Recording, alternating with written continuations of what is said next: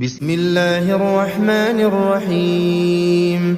تبارك الذي بيده الملك وهو على كل شيء قدير، الذي خلق الموت والحياة ليبلوكم أيكم أحسن عملا وهو العزيز الغفور، الذي خلق 7 سماوات طباقا ما ترى في خلق الرحمن من تفاوت فارجع البصر هل ترى من فطور ثم ارجع البصر كرتين ينقلب إليك البصر خاسئا وهو حسير، ولقد زينا السماء الدنيا بمصابيح وجعلناها رجوما للشياطين وأعتدنا لهم عذاب السعير،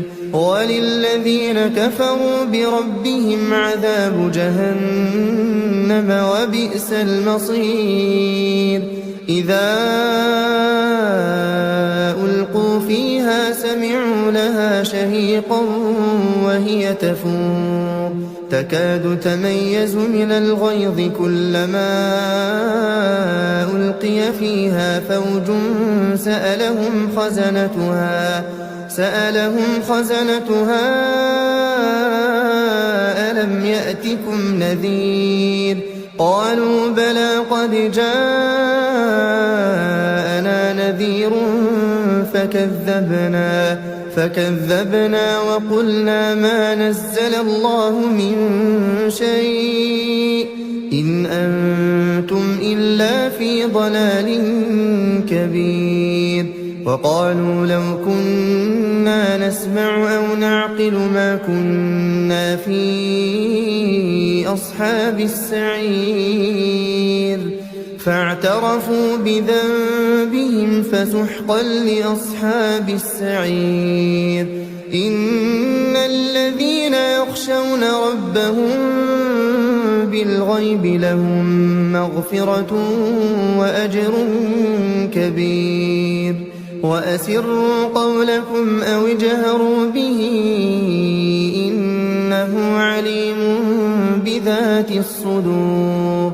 ألا يعلم من خلق وهو اللطيف الخبير. هو الذي جعل لكم الأرض ذلولا فامشوا في مناكبها وكلوا من رزقه وإليه النشور. أأمنتم من في السماء أن يخسف بكم الأرض فإذا هي تمور أم أمنتم من في السماء أن يرسل عليكم حاصبا فستعلمون كيف نذير. ولقد كذب الذين من قبلهم فكيف كان نكير. أولم يروا إلى الطير فوقهم صافات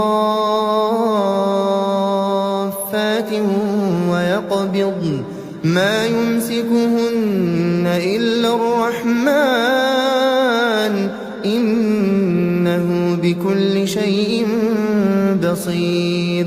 أمن هذا الذي هو جند لكم ينصركم من دون الرحمن إن الكافرون إلا في غرور. أمن هذا الذي يرزقكم إن أمسك رزقه بل لجوا في عتو ونفور. أفمن يمشي مكبا على وجهه أهدى أمن يمشي سويا على صراط مستقيم. قل هو الذي أنشأكم وجعل لكم السمع والأبصار والأفئدة قليلا ما تشكرون. قل هو الذي ذرأكم في الأرض وإليه تحشرون ويقولون متى هذا الوعد إن كنتم صادقين قل إنما العلم عند الله وإنما